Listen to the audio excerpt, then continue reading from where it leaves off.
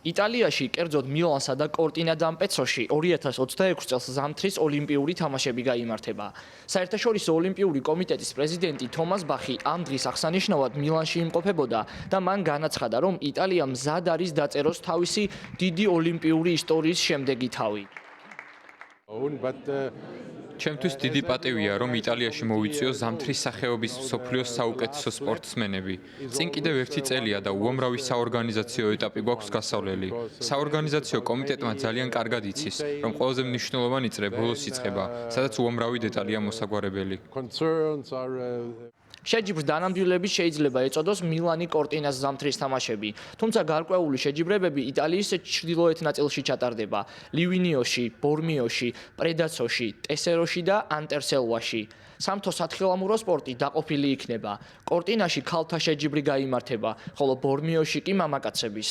ლივინიო თავისუფალი სტილით თხილამურობას და სნოუბორდს უმასპინძლებს, ხოლო ბიატლონი ანტერსელვაში გაიმართება. ყინულის სპორტი მილანში ჩატარდება. კორტინაში ერთ-ერთი საშეჯიბრო მოედანი ჯერჯერობით მხოლოდ ნახევრად არის დასრულებული. სწორედ ამიტომ საერთაშორისო ოლიმპიურმა კომიტეტმა ალტერნატიული დამზღვევი ადგილი მოითხოვა. თუ იტალიაში ეს კონკრეტული ტრასა დროულად არ დასრულდება, რამდენიმე ღონისძიებას ნიუ-იორკში გადაიტანენ. ოლიმპიურმა კომიტეტმა იტალიას ტრასის დასასრულებლად 1 თვე მისცა.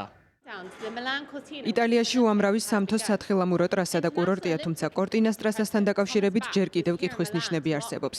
ორგანიზატორები ყოველდღე მუშაობენ, რომ ტრასა რაც შეიძლება მალე ჩაბარდეს საერთაშორისო ოლიმპიურ კომიტეტს.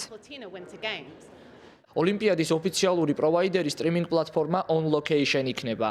მათ უკვე 62 ქვეყნისგან მიიღეს მოთხოვნა ყინულის ჰოკეის, ბიატლონისა და ფიგურული სრიალის შეჯიბრებების მაუწყებლობასთან დაკავშირებით.